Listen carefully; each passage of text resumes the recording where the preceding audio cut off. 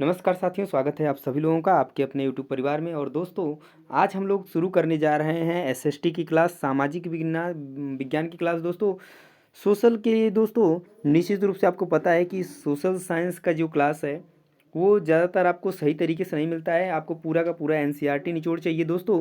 तो आपके लिए मैं लेकर आया हूँ एनसीईआरटी का पूरा निचोड़। दोस्तों, आपको टॉपिक वाइज जो है कि सारी चीज़ें पढ़ाई जाएंगी।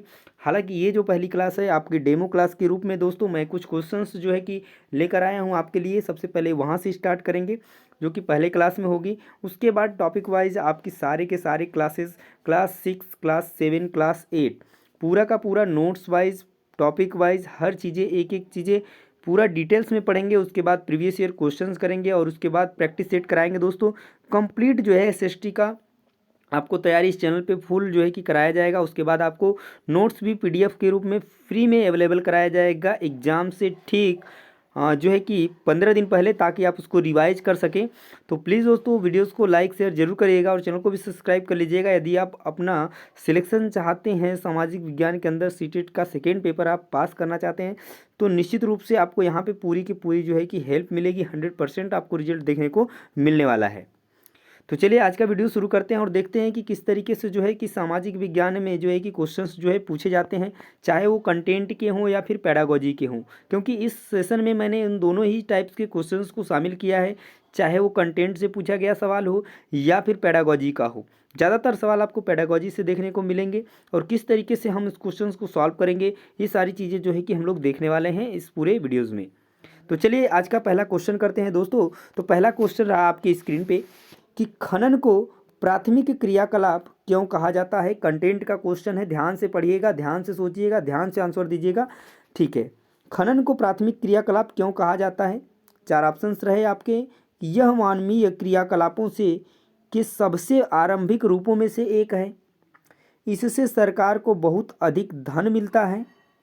यह कर्मचारियों की सबसे अधिक नियुक्ति करने वाला है, या इसमें भूमि के प्राकृतिक संसाधनों से उत्पादन शामिल है। देखिए दोस्तों, बात की जा रही है खनन को प्राथमिक क्रियाकलाप इसलिए कहा जाता है क्योंकि इसमें जो है भूमि के प्राकृतिक संसाधनों से उत्पादन शामिल है। तो इस क्वेश्चन का जो राइट आंसर बनेगा आपका ऑप्शन नंबर डी बनेगा। Next question, question number second question पूछा गया है आपका कि 19वीं शताब्दी के दौरान अधिकतर शिक्षित महिलाओं को उनके उदारवादी पिताओं तथा पतियों ने उन्हें स्कूल भेजने की बजाय घर पर पढ़ाया। उसका रीज़न क्या था। क्या लड़कियों को घर पढ़ाने में पुरुषों को बहुत खुशी होती थी, या लड़कियों को स्कूल पहुंचने के लिए सार्वजनिक स्थानों से गुजरते हुए यात्रा करनी पड़ती थी और उनकी सुरक्षा एक चिंता थी, या उस समय इस बात का डर था कि स्कूल लड़कियों का घरेलू कार्यों करने से रोकेगा, या लोगों को भय था कि स्कूल लड़कियों को घर से दूर ले जाएंगे। अगर आप चारों ऑप्शंस पढ़ते हैं तो आपको समझ में आएगा, क्या लड़कियों को घर पढ़ाने में पुरुषों को खुशी होती होगी, बिल्कुल नहीं। या घरेलू कार्य करने से रोकेगा, नहीं। या फिर क्या घर से दूर लेके जाएगा पढ़ाने के लिए, नहीं। यहाँ पर ये पॉइंट जो है कि बन जाता है, इस वजह से जो है कि उदारवाद पिताओं और पतियों ने भेजने घर पे पढ़ाया होगा, ताकि लड़कियों को जो स्कूल भेजने थे दोस्तों, तो वो सार्वजनिक स्थानों से गुजरते हुए यात्रा करनी पड़ती थी उनको, और उनको जो है कि उनकी सुरक्षा की चिंता थी क्योंकि लड़कियों को, इस वजह से उन्होंने जो है कि स्कूल भेजने के बजाय क्या किया, उनको घर पे पढ़ाया। तो करेक्ट ऑप्शन आपका ऑप्शन नंबर बी बन जाएगा। Next question, question number 3। Third number question है कि निम्नलिखित में से कौन सा खनिज नहीं है। प्यारा सा सवाल। भोजन पकाने में इस्तेमाल होने वाला नमक, क्या यह खनिज नहीं है। बिल्कुल खनिज है। गहनों में प्रयुक्त होने वाला सोना चांदी खनन के द्वारा ही प्राप्त किया जाता है, तो यह भी खनिज है। पूछा गया है, खनिज नहीं है। शोधन के लिए प्रयुक्त अभ्रक या पेंसिल में विद्यमान ग्रेफाइट, तो ग्रेफाइट भी दोस्तों आपका खनन के द्वारा ही जो है कि पाया जाता है, खनिज है। जो जबकि शोधन के लिए जो प्रयुक्त हुआ अभ्रक होता है दोस्तों, ये खनिज नहीं होता है। तो आपका राइट आंसर जो बनेगा ऑप्शन नंबर सी बिल्कुल सही हो जाएगा दोस्तों। Next question, question number 4 question है, निम्नलिखित में से कौन सा सामाजिक विज्ञान अनुदेशात्मक प्रक्रिया का हिस्सा नहीं होना चाहिए। तथ्यों का श्रुतलेख, प्रतिपुष्टि तंत्र, क्रियान्वयन योजना, कौन सा जो है कि अनुदेशात्मक प्रक्रिया का हिस्सा नहीं होना चाहिए। बात करें दोस्तों जो तथ्यों का श्रुत लेखन है, तथ्यों का श्रुत लेखन सामाजिक विज्ञान के अनुदेशात्मक प्रक्रिया का हिस्सा नहीं होता, बल्कि यह क्या होता है, भाषा शिक्षा के लिए महत्वपूर्ण होता है दोस्तों। तो करेक्ट ऑप्शन बनेगा आपका ऑप्शन नंबर 1, जो कि निगेटिव क्वेश्चन पूछा गया था। Next question, question number 6, question number 5 दोस्तों, सॉरी, क्वेश्चन नंबर 5 है कि सामाजिक विज्ञान के बारे में निम्नलिखित में से कौन सा कथन जो है कि गलत है। सामाजिक विज्ञान स्वतंत्रता, विविधता के प्रति सम्मान आदि जैसे मानवीय मूल्यों का निर्माण एवं विस्तार करता है।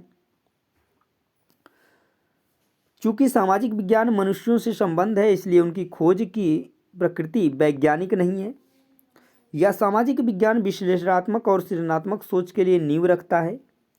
या सामाजिक विज्ञान में ऐतिहासिक, भौगोलिक, आर्थिक और राजनीतिक आयामों से लेकर समाज के विविध सरोकर शामिल होते हैं। बिल्कुल पॉइंट सही है। यहाँ पर सामाजिक विज्ञान विश्लेषण सृजनात्मक सोच के लिए नींव रखता है, और यहाँ पर भी चीज़ें सही हैं। तो ऑप्शन नंबर बी है जो दोस्तों, ये जो है सामाजिक विज्ञान के बारे में गलत है कि सामाजिक विज्ञान मनुष्यों से संबंध है, इसलिए उनकी खोज प्रकृति वैज्ञानिक नहीं है। यह कथन जो है कि गलत है, क्योंकि सामाजिक विज्ञान मनुष्य में सामाजिक संरचना एवं समस्याओं को समझने तथा उसके समाधान करने में तार्किक चिंतन का क्या करती है, विकास करती है। तो इस वजह से इस ऑप्शन का जो राइट आंसर बनेगा, इस क्वेश्चन का right answer option number B बन जाएगा, जो कि सामाजिक विज्ञान के बारे में गलत कहा गया है। नेक्स्ट क्वेश्चन की बात करते हैं, क्वेश्चन नंबर 6 नंबर क्वेश्चन है कि सामाजिक विज्ञान के शिक्षण अधिगम में भाषा की सार्थकता पर अधिक बल देने की आवश्यकता ज्ञात है। निम्नलिखित में से कौन सा कथन उपरोक्त विचार को संप्रेषित नहीं करता। सामाजिक विज्ञान जैसे तथ्य उन्मुखी विषय में भाषा की सार्थकता सबसे कम होती है। या सामाजिक विज्ञान की शिक्षण अधिगम प्रक्रिया के प्रति केवल भाषा शिक्षक ही न्याय कर सकते हैं। या चूंकि भाषा महत्वपूर्ण है, अतः सामाजिक विज्ञान के शिक्षक को सामाजिक विज्ञान की परीक्षाओं में अवबोधन और व्याकरण के प्रश्न शामिल करने चाहिए। या भाषा प्रयोग और अर्थ की प्रभावी समझ सामाजिक विज्ञान अधिगम को संवर्धित करता है। यहाँ पर बात की गई है कि सामाजिक विज्ञान के शिक्षण अधिगम में भाषा की सार्थकता पर अधिक बल देने की आवश्यकता होती है। तो इनमें से कौन सा जो कथन है उपरोक्त में से विचार को संप्रेषित नहीं करता है। तो यहाँ पे राइट आंसर बनेगा आपका क्वेश्चन नंबर 6 का कि सामाजिक विज्ञान जैसे तथ्य उन्मुखी विषय में भाषा की सार्थकता जो है कि सबसे कम होती है। तो राइट आंसर बनेगा आपका option number A. Next question, question number 7 number question है कि निम्नलिखित में से कौन सा कथन मिश्रित अर्थव्यवस्था के सार को स्पष्ट करता है। तो उत्पादन बढ़ाने और रोजगार पैदा करने में सार्वजनिक और निजी सेक्टर दोनों महत्वपूर्ण भूमिका निभाते हैं। या अर्थव्यवस्था से प्राप्त लाभ को सार्वजनिक और निजी सेक्टर दोनों द्वारा समान रूप में बांटना। देश की अर्थव्यवस्था को नियंत्रित करने वाले कानून बनाने में केंद्र और राज्य दोनों सरकारों की सुनवाई होना। या आर्थिक विकास के लिए राज्य और केंद्र दोनों के द्वारा उत्तरदायित्वों को बंटवारा। करेक्ट ऑप्शन जो बनेगा आपका ऑप्शन नंबर ए कि उत्पादन बढ़ाने और रोजगार पैदा करने में सार्वजनिक और निजी सेक्टर दोनों महत्वपूर्ण जो है कि भूमिका निभाते हैं। ये जो है मिश्रित अर्थव्यवस्था के सार को क्या करता है, स्पष्ट करता है। Next question, question number 8। Question number 8 है, कल्पना कीजिए कि आप खानाबदोश समुदाय के सदस्य हैं जो हर 3 महीने के उपरांत अपना रहने का स्थान बदलते हैं, और यह आपके जीवन को किस प्रकार परिवर्तित करेगा। क्या यह प्रश्न विद्यार्थियों को कम अहमवादी बनाएगा तथा सार्वभौमिक भाईचारे को बढ़ावा देगा। या यह प्रश्न विद्यार्थियों पर बल देगा कि सामाजिक विज्ञान में मनन से ज़्यादा तथ्य महत्वपूर्ण होते हैं। या यह प्रश्न विद्यार्थियों को इसमें शामिल अवधारणाओं को बेहतर रूप से समझने के लिए नई परिस्थितियों में स्वयं को रखने में सहायता करेगा। या यह प्रश्न यह सिद्ध करेगा कि विद्यार्थी का जीवन उस तरह की स्थितियों में जीने वाले व्यक्तियों की अपेक्षा अधिक सुरक्षित और आनंदमय है। तो क्वेश्चन नंबर 8 का जो करेक्ट ऑप्शन बनेगा ऑप्शन नंबर सी होगा कि यह प्रश्न जो है विद्यार्थियों को इसमें शामिल अवधारणाओं को बेहतर रूप से समझने के लिए नई परिस्थितियों में स्वयं को रखने में क्या करेगा, सहायता करेगा। Next question, question number 9। Question number 9 पूछा गया है दोस्तों कि कक्षा में लैंगिक भूमिका के बारे में चर्चा करते हुए आप किस बात पर बल देंगे? चूँकि लड़के आगे जाकर अपने परिवार के लिए धन अर्जन करेंगे, अतः उन्हें विद्यालय जाना चाहिए। क्या ऐसा जो है कि आप इस बात पर बल दे सकते हैं? तो बिल्कुल नहीं, इस बात पर बल दे सकते हैं। समाज में व्याप्त लैंगिक रूढ़िबद्धता को सार्थक रूप से संबोधित करने की आवश्यकता है। या घरेलू कामों को उत्पादक कार्य के रूप में नहीं देखा जाना चाहिए। या स्त्री और पुरुषों के लिए भिन्न भिन्न व्यवसाय हैं। क्वेश्चन नंबर 9 का जो करेक्ट आंसर बनेगा ऑप्शन नंबर बी होगा कि आप जो है इस बात पर बल दे सकते हैं कि जो समाज में व्याप्त लैंगिक रूढ़िबद्धता है उनको सार्थक रूप से संबोधित करने की क्या करने की आवश्यकता है। तो राइट आंसर बनेगा आपका option number B. Next question, question number 10 number question पूछा गया है कि इनमें से कौन से प्रश्न विद्यार्थियों के आलोचनात्मक चिंतन को विकसित नहीं करेंगे। निगेटिव क्वेश्चन है, ध्यान दीजिएगा। मुक्त उत्तर वाले प्रश्न जो होते हैं ये तार्किक चिंतन को विकसित करेंगे। अन्वेषणात्मक प्रश्न भी होंगे जो कि आलोचनात्मक चिंतन को विकसित करेंगे। अभिसारी प्रश्न और बंद उत्तर वाले प्रश्न, तो कहीं ना कहीं यहाँ पे राइट आंसर जो आपका बनेगा ऑप्शन नंबर डी बन जाएगा, क्योंकि अभिसारी प्रश्न में भी आपको ऐसे जो है कि आलोचनात्मक चिंतन का विकसित होना जरूरी है। तो ऑप्शन नंबर डी जो है इसमें जो है आपका आलोचनात्मक चिंतन विकसित नहीं होगा, क्योंकि आप किसी भी प्रश्न का सटीक आंसर बस दे सकते हैं, तो इसमें आलोचनात्मक चिंतन का कोई भी विकास नहीं होने वाला है। तो राइट आंसर होगा option number D. Next question, question number 11 number question पूछा गया है कि अपने ग्रह पृथ्वी के बारे में निम्नलिखित में से क्या नहीं कहा जा सकता है। क्वेश्चन निगेटिव पूछा गया है, तो यह ध्रुवों के पास थोड़ी चपटी है। ये बात तो बिल्कुल सही है कि पृथ्वी जो है ध्रुवों के पास थोड़ी चपटी है। इसके बीच में उभार होता है, यह बात भी सही है। इसे नीला ग्रह कहा जाता है, बिल्कुल सही बात है। यह पूर्णतः गोल है, हाँ यह कहना गलत होगा कि जो हमारी पृथ्वी है पूर्णतः गोल है, तो यही जो कथन गलत है और यही इस क्वेश्चन का सही आंसर होगा, क्योंकि पूछा ही गया था कि कौन सा जो है कि गलत है। नेक्स्ट क्वेश्चन देखिए, क्वेश्चन नंबर 12 नंबर क्वेश्चन पूछा गया है दोस्तों कि निम्नलिखित में से कौन सी स्थल मंडल की विशेषता नहीं है। तो स्थल आकृतियां महासागर की सतह पर भी पाई जाती हैं। इस मंडल में खनिज संपदा भी पाई जाती है। पहाड़, पठार और घाटियां मिलकर स्थल मंडल का निर्माण करती हैं।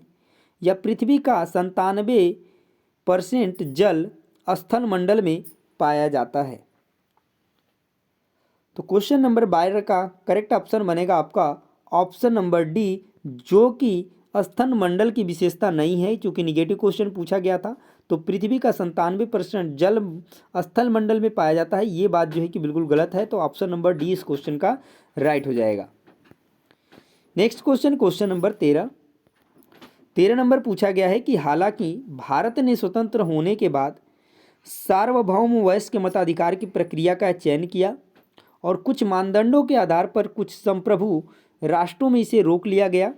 निम्नलिखित में से कौन सा उन मानदंडों में से एक नहीं है। धर्म, लिंग, संपत्ति, शिक्षा, कौन सा जो है कि नहीं होगा। तो भारत में अगर हम बात करें दोस्तों कि स्वतंत्रता के बाद सार्वभौम वयस्क मताधिकार की अवधारणाओं को अपनाया गया, अर्थात कि जन्म, लिंग, धर्म, संपत्ति आदि के आधार पर किसी को भी मताधिकार से वंचित नहीं किया जाएगा। किंतु कुछ राष्ट्रों में मताधिकार से संबंधित कुछ नियम बनाए गए हैं, जिनमें स्त्री, अशिक्षितों तथा कुछ धर्म विशेष के लोगों को मताधिकार से क्या किया गया है, वंचित रखा गया है। और जिसमें संपत्ति को जो है कि मताधिकार का आधार नहीं बनाया गया है। तो इसमें जो राइट आंसर बनेगा आपका ऑप्शन नंबर सी हो जाएगा, संपत्ति। नेक्स्ट क्वेश्चन की बात करते हैं, क्वेश्चन नंबर 14। क्वेश्चन नंबर 14 में पूछा गया है दोस्तों कि महासागर का जल तालाब और झील के शांत जल के विपरीत लगातार जो है कि गतिमान रहता है। निम्नलिखित में से कौन सा जल का प्रवाह या गति नहीं है। तो जल चक्र, ज्वार भाटा, धाराएं, तरंगे। तरंगे जो हैं जल का प्रवाह या गति हैं, धाराएं भी हैं, ज्वार भाटा भी है, पर जल चक्र जो है दोस्तों ये जल का प्रवाह या गति नहीं है। तो राइट आंसर बनेगा आपका option number A. Next question, question number 15 number question पूछा गया है कि मौखिक इतिहास को लिखने के लिए निम्नलिखित में से कौन सी स्रोत सामग्री नहीं है। सैन्य विद्रोह के बारे में एक ब्रिटिश सैनिक का मौखिक वर्णन, ये मौखिक इतिहास लिखने के लिए जो है स्रोत सामग्री है। उस व्यक्ति की स्मृतियां जो विभाजन के समय भारत से पाकिस्तान गया था, यह भी बिल्कुल है। एक विद्वान जो वर्तमान शिक्षा व्यवस्था पर बात करता है, या उन व्यक्तियों के घटना वृत्तांत जिन्होंने भारत छोड़ो आंदोलन में हिस्सा लिया था, यह भी जो है इतिहास लिखने के लिए सामग्री स्रोत है। बट ये जो ऑप्शन नंबर सी है दोस्तों कि यह भी एक विद्वान जो वर्तमान शिक्षा व्यवस्था पर बात करता है, ये जो है इतिहास लिखने के लिए स्रोत नहीं है। तो राइट आंसर बनेगा आपका option number C. Next question, question number 16 number question है कि बच्चों के साथ गतिविधियां केवल तभी प्रभावित होती हैं जब शिक्षार्थी उन्हें अपनी पाठ्य योजना को पूरा करने के लिए करवाती हैं। बिल्कुल सही नहीं होगा, गलत हो जाएगा, ये चीज़ प्रभावी नहीं होगी, क्योंकि केवल पाठ योजना को पूरा करवाने के लिए बात की जा रही है। शिक्षिका गतिविधि आधारित अधिगम के लिए अपने प्रधानाचार्य के आदेश पूरा करने हेतु दिखावे के लिए करती है, तो दिखावे के लिए करेगी तो क्या यह प्रभावी होगा? बिल्कुल नहीं होगा। उसका विश्वास है कि गतिविधि आधारित शिक्षा बच्चों को अवधारणा समझने में मदद करती है, ये जो है सबसे प्रभावी होने वाली है। और शिक्षिका यह नहीं जानती कि यह उसे क्यों कर रही है, तो ये पॉइंट भी गलत हो जाएगा। तो ऑप्शन नंबर सी इस क्वेश्चन का राइट आंसर बनेगा दोस्तों, जो कि बिल्कुल सही होगा इस क्वेश्चन के लिए। नेक्स्ट क्वेश्चन की बात करते हैं, क्वेश्चन नंबर 17 नंबर क्वेश्चन पूछा गया है कि सामाजिक माध्यमिक विद्यालयों में सामाजिक विज्ञान पढ़ाने के संदर्भ में कौन सा कथन जो है कि सर्वाधिक अनुचित है, यानी क्वेश्चन निगेटिव क्वेश्चन पूछा गया है, कौन सा कथन गलत है। तो सामाजिक विज्ञान पढ़ाना चाहिए क्योंकि यह सामाजिक यथार्थ के बारे में बच्चों को संवेदनशील बनाने में मदद करता है, ये पॉइंट बिल्कुल सही है आपका। सामाजिक विज्ञान पढ़ाया जाना चाहिए क्योंकि यह सामाजिक मुद्दों पर वाद विवाद करने और अपने विचार अभिव्यक्त करने में विद्यार्थियों की मदद करता है, बिल्कुल पॉइंट सही है। सामाजिक विज्ञान पाठ्यचर्या का हिस्सा होना चाहिए ताकि शिक्षार्थी राजाओं के जीवन और उनके बीच हुए युद्धों के बारे में जान सके। क्या इसलिए सामाजिक विज्ञान जो है कि पाठ्यचर्या का केवल हिस्सा होना चाहिए? तो बिल्कुल बात गलत है। और सामाजिक विज्ञान पढ़ाना चाहिए क्योंकि यह मानवीय संबंधों की समझ अर्जित करने में मदद करता है, तो बिल्कुल पॉइंट सही है। तो एक ऑप्शन गलत है, ऑप्शन नंबर सी जो है कि इस क्वेश्चन का राइट आंसर बन जाएगा, जो कि सर्वाधिक जो है कि अनुचित होने वाला है इस क्वेश्चन के लिए। नेक्स्ट क्वेश्चन देखते हैं दोस्तों, क्वेश्चन नंबर 18। क्वेश्चन नंबर 18 पूछा गया है कि स्वतंत्रता के तुरंत बाद भारत द्वारा निम्नलिखित में से किस समस्या का सामना नहीं किया गया? तो राजाओं द्वारा शासित राज्यों को भारतीय संघ में सम्मिलित करने का प्रयास, आर्थिक विकास, पाकिस्तान से आने वाले शरणार्थी, या भारत पाकिस्तान और ग्रेट ब्रिटेन में समान रूप से संपदा का कर्ज और बंटवारा। तो क्वेश्चन नंबर 18 का जो आप राइट आंसर बनेगा ऑप्शन नंबर डी होगा, कि यानी कि भारत पाकिस्तान और ग्रेट ब्रिटेन में समान रूप से संपदा और कर्ज का बंटवारा का सामना जो है कि भारत स्वतंत्रता के तुरंत बाद इस चीज़ का सामना नहीं करना पड़ा था। तो राइट आंसर होगा आपका ऑप्शन नंबर डी। चलिए अगला क्वेश्चन देखते हैं, क्वेश्चन नंबर 19 नंबर क्वेश्चन पूछा गया है कि नीचे दिया गया प्रश्न पाठ के अंत में कि आओ चर्चा करें शीर्षक के अंतर्गत दिया गया है कि आपके विचार में साधारण पुरुष तथा स्त्री अपने कार्यों का विवरण सामान्यतः क्यों नहीं रखते थे? इस प्रश्न को पूछने की सार्थकता क्या है? साधारण स्त्री पुरुष साधारण जीवन जीते थे, उनके पास ऐसा कुछ महान या महत्वपूर्ण सार्थक नहीं था जिसके बारे में वे लिखते, या यह अच्छा है कि चर्चा प्रारंभ की जाए और विद्यार्थी अपने तर्क प्रस्तुत करें, या वे प्रश्न जिनके तयशुदा उत्तर नहीं है उन्हें नहीं दिया जाना चाहिए क्योंकि ये प्रश्न विद्यार्थियों को भ्रमित करेंगे, या इस प्रकार के प्रश्न अनुमान लगाने को प्रोत्साहित करते हैं इसलिए इन्हें नहीं देना चाहिए। क्वेश्चन नंबर 19 का जो राइट आंसर बनेगा ऑप्शन नंबर बी होगा, कि इस प्रश्न पूछने की जो सार्थकता है दोस्तों कि यह अच्छा है कि चर्चा प्रारंभ की जाए और विद्यार्थी जो है कि क्या किया जाए, क्या करें, अपने जो है कि तर्क प्रस्तुत करें इस चीज़ के बारे में, क्योंकि आपके विचार में साधारण पुरुष या स्त्री अपने कार्यों का विवरण समानता क्यों नहीं रखते थे, ये जो है कि सबसे पॉइंट जो बनेगा सबसे अच्छा ऑप्शन नंबर बी होगा। नेक्स्ट क्वेश्चन की बात करते हैं, क्वेश्चन नंबर 20 यानी 20 नंबर क्वेश्चन की बात करते हैं। क्वेश्चन नंबर 20 पूछा गया है कि लेखकों द्वारा अभिव्यक्त एनसीईआरटी की इतिहास की पाठ्यपुस्तक के शीर्षक हमारे अतीत के बारे में निम्नलिखित में से कौन सा कथन सही नहीं है? निगेटिव क्वेश्चन है। तो यह केवल राजाओं और रानियों के समय के बारे में बात नहीं करता, यह किसान और शिल्पकारों जैसे कई समूहों और समुदायों के योगदान को बताने की कोशिश करता है, या यह इस विचार पर बल देता है कि भारत का केवल एक अतीत नहीं बल्कि अनेक अतीत हैं, या यह पड़ोसी देशों के अतीत के बारे में है। तो क्वेश्चन नंबर 20 का राइट आंसर बनेगा ऑप्शन नंबर डी कि यह पड़ोसी देशों के अतीत के बारे में है। केवल ये चीज़ जो है कि इस कथन के बारे में सही नहीं है। तो राइट आंसर होगा option number D. Next question, question number 21 number पूछा गया है कि 19वीं शताब्दी के दौरान ज़्यादातर लोगों को लगता था कि शिक्षा में स्त्रियां बिगड़ जाएंगी। उपरोक्त वाक्य में जो बिगड़ जाना है शब्द का संदर्भ अर्थ बताने वाला निम्नलिखित में से कौन सा कथन है? यह उन्हें और अधिक धन देगा, या शिक्षा के कारण उन्हें जो शक्ति मिलती उसके कारण वे अपनी पारंपरिक भूमिकाओं से दूर हो जाती, या वे अपवित्र हो जाएंगी, या स्त्रियों पुरुषों की तुलना में ज़्यादा बिगड़ी हुई हैं। तो बिगड़ जाने का संदर्भगत अर्थ कौन सा होगा? तो राइट आंसर बनेगा दोस्तों ऑप्शन नंबर बी कि शिक्षा के कारण उन्हें जो शक्ति मिलती उसके कारण वे अपनी पारंपरिक भूमिकाओं से क्या हो जाती, दूर हो जाती। तो ये 19वीं शताब्दी के दौरान जो है ज़्यादातर लोगों को लगता था जो बिगड़ जाने का अर्थ था। नेक्स्ट क्वेश्चन की बात करते हैं, क्वेश्चन नंबर 22 नंबर क्वेश्चन पूछा गया है कि निम्नलिखित में से कौन सा उपरोक्त सारांश के सार को बेहतर तरीके से संप्रेषित करता है? तो प्राकृतिक विज्ञानों को विद्यालयी पाठ्यचर्या में महत्व देने की आवश्यकता है, या जो विद्यार्थी प्राकृतिक विज्ञानों में अच्छे समझे जाते हैं उन्हें होशियार माना जाता है, या चूंकि सामाजिक विज्ञान अनुपयोगी विषय है इसलिए वे प्राकृतिक विज्ञानों से हीन हैं, या जिस तरह से विद्यार्थी को सामाजिक विज्ञान पढ़ाया जाता है उन्हें उस सामाजिक विज्ञान को गंभीरता से लेने में उत्साही नहीं बनता। तो क्वेश्चन नंबर 22 का राइट आंसर बनेगा आपका ऑप्शन नंबर डी कि जिस तरीके से विद्यार्थियों को सामाजिक विज्ञान पढ़ाया जाता है वह उन्हें सामाजिक विज्ञान को गंभीरता से लेने में उत्साही नहीं बनाता। तो राइट होगा option number D. Next question की बात करते हैं, क्वेश्चन नंबर 23 नंबर क्वेश्चन है कि उपरोक्त सारांश में प्रयुक्त अनुपयोगी विषय का संदर्भ क्या है?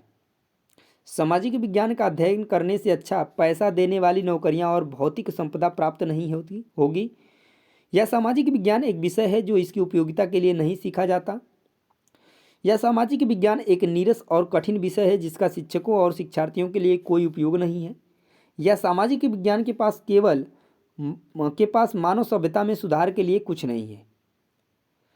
तो क्वेश्चन नंबर 23 का जो राइट आंसर बनेगा ऑप्शन नंबर बी होगा कि सामाजिक विज्ञान एक विषय है जो इसकी उपयोगिता के लिए नहीं सीखा जाता।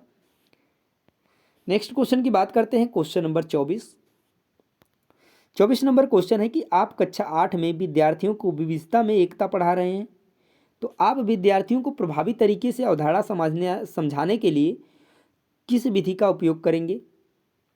विद्यालय के समीप हाइड्रो इलेक्ट्रिक परियोजना का मॉडल बनाना, पाठ को अच्छी तरीके से पढ़ा देने के बाद परीक्षा लेना, या हमारे देश के नृत्य के विभिन्न प्रकारों पर फीचर प्रस्तुत करना और उन्हें निहित समानताओं तथा अंतर का मूल्यांकन करना, या भारत के राज्यों के बीच नदी विवादों पर निबंध लिखना। क्वेश्चन नंबर 24 का करेक्ट ऑप्शन बनेगा ऑप्शन नंबर सी कि हमारे देश के नृत्य के विभिन्न प्रकारों पर फीचर प्रस्तुत करना, उनमें निहित समानताओं और अंतरों का क्या करना, मूल्यांकन करना, ताकि आप विविधता में एकता को अच्छी तरीके से बच्चों को समझा सकें। तो आप इस विधि का जो है बेहतर तरीके से यूज कर सकते हैं। नेक्स्ट क्वेश्चन की बात करते हैं, अगला question, question number 25 number question पूछा गया है कि एनसीईआरटी की सामाजिक और राजनैतिक जीवन पाठ्यपुस्तकों का उपागम है। तो पाठ की तथ्यात्मक विषय वस्तु पर शिक्षार्थियों का ध्यान आकर्षित करना, अवधारणाओं का उपसंहार करने के लिए परिभाषाओं को प्रयोग करना, या अवधारणाओं को स्पष्ट करने के लिए केस अध्ययनों और कथाओं का प्रयोग करना, या शिक्षार्थी को प्रश्न का एक सही उत्तर देना। क्वेश्चन नंबर 25 का आंसर होगा आपका ऑप्शन नंबर सी कि अवधारणाओं को स्पष्ट करने के लिए केस अध्ययन और कथाओं का क्या करना, प्रयोग करना। एनसीईआरटी की सामाजिक और राजनीतिक जीवन पाठ्यपुस्तकों का क्या है, उपागम है। तो राइट होगा आपका ऑप्शन नंबर सी। अगला question, question number 26 number question है कि निम्नलिखित में से कौन सा उच्च ज्वार के कारण होने वाले लाभ नहीं है? तो इनसे विद्युत उत्पन्न की जा सकती है, बिल्कुल बात सही है। पर्यटकों को लाने के द्वारा यह स्थानीय अर्थव्यवस्था में सहायक होते हैं, या मछली पकड़ने में सहायक होते हैं, ये भी बात सही है। पर नौका संचालन में यह सरल नहीं होता है, ठीक है। तो ये बात गलत है कि नौ संचालन सरल होता है। उच्च ज्वार जो है उच्च ज्वार का एक जो है कि ये लाभ नहीं है, ठीक है। राइट आंसर बनेगा आपका ऑप्शन नंबर सी। अगला क्वेश्चन देखिए, क्वेश्चन नंबर 27 27 है कि नील खेती की दो मुख्य प्रणालियाँ थी, तो वो कौन थी? निज और रैयती। खरीफ और रबी, निज और सीढ़ीनुमा खेती, निज और किज। तो नील खेती की जो दो मुख्य प्रणालियाँ थी तो वो थी निज और रैयती, जो कि ऑप्शन नंबर ए में है। तो ऑप्शन नंबर ए जो है इस क्वेश्चन के लिए सही हो जाएगा। और क्वेश्चन नंबर 28 है कि निम्नलिखित में से कौन सा कथन प्राचीन हस्तलिपि के संदर्भ में सही नहीं है? तो वे प्रायः ताड़पत्रों पर लिखी हुई थी, ये बात तो बिल्कुल सही है। वे जिस काल को प्रदर्शित करती हैं उस काल का मुख्य स्रोत है, या वे हस्तलिखित थी और उसके बाद मुद्रित की गई थी, ये पॉइंट भी बिल्कुल सही है। कुछ हस्तलिपियाँ पत्थरों या धातु पर भी उकेरी गई थी, तो ये भी पॉइंट भी सही है। पर ऑप्शन नंबर बी की बात करें, जो दिया है कि वे जिस काल को प्रदर्शित करती हैं उस काल का मुख्य स्रोत हैं, तो ऐसी कोई ज़रूरी नहीं है कि वो जब वो जो है कि लिखी गई हैं जो हस्तलिपियाँ हैं वो उस काल का मुख्य स्रोत तो बिल्कुल नहीं है, उस काल को नहीं बताती हैं। तो यही ऑप्शन गलत हो जाएगा और यही जो है इस क्वेश्चन का राइट आंसर भी बनेगा, क्योंकि पूछा गया था कि कौन सा सही नहीं है। तो दोस्तों ये थे कुछ क्वेश्चंस जो सामाजिक विज्ञान में पूछे गए क्वेश्चंस थे। तो इस तरीके के क्वेश्चंस आपको एसएसटी के अंतर्गत पूछे जाते हैं। तो आपको समझ में आ गया होगा कि किस तरीके से जो है क्वेश्चन एसएसटी के अंतर्गत पूछे जा सकते हैं। तो दोस्तों बता दें आपको टॉपिक वाइज क्लास 6 से स्टार्ट हो गया और क्लास 8 एनसीईआरटी बुक का पूरा एक एक टॉपिक कंप्लीटली पूरे डिटेल से आपको इसी चैनल पे अच्छे तरीके से पढ़ाया जाएगा। उसके बाद प्रीवियस ईयर क्वेश्चंस भी कराए जाएंगे, उसके बाद प्रैक्टिस सेट भी होगा। तो एक एसएसटी का बेहतर जो है कि तैयारी आपको इस चैनल पे देखने को मिलेगा। तो दोस्तों यदि आप एसएसटी की तैयारी करना चाहते हैं और बाकी और भी सब्जेक्ट्स की क्लासेस जो है अल्टरनेट करके चलती रहेंगी, तो यदि आप तैयारी करना चाहते हैं तो चैनल को सब्सक्राइब कर लीजिए और बेल आइकन को प्रेस करना तो भूलिएगा ही नहीं, क्योंकि डेली बाय डेली आपको निश्चित रूप से आप क्लासेस स्टार्ट हो जाएंगी जो कि डिटेल वाइज चलने वाली हैं, टॉपिक वाइज चलने वाली हैं। तो दोस्तों मिलेंगे अब नेक्स्ट वीडियो में, तो मिलते हैं नेक्स्ट वीडियो में, तब तक के लिए जय हिंद।